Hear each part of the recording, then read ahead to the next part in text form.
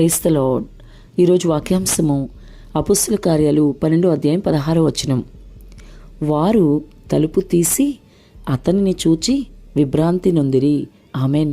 ప్రభు ఈ వాక్య భాగం నుండి ఈరోజు మనతో ఏం మాట్లాడుతున్నారో చూద్దాం.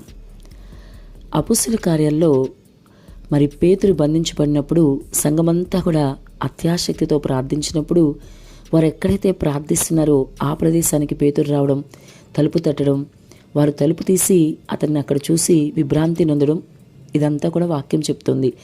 వింటున్న సహోదరి సహోదరుడా, నీ పరిస్థితి అయితే ఏంటి? ఈరోజు నీ ఆత్మీయ జీవితం అయితే ఎలా ఉంది?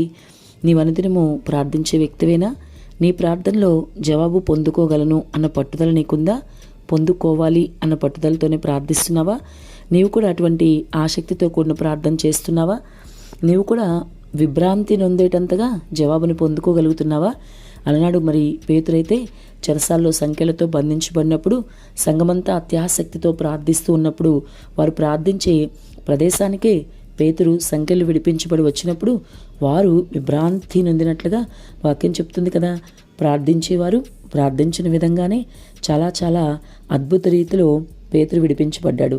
ఆ రోజు వారి జీవితాల్లో విజయం ఇచ్చిన దేవుడు ఈరోజు నీ జీవితంలో కూడా విజయం ఇవ్వగల సమర్థుడు. కాబట్టి నీవు బహుధైర్యం కలిగి నీ ఆత్మీయ జీవితంలో ముందుకు వెళ్ళు.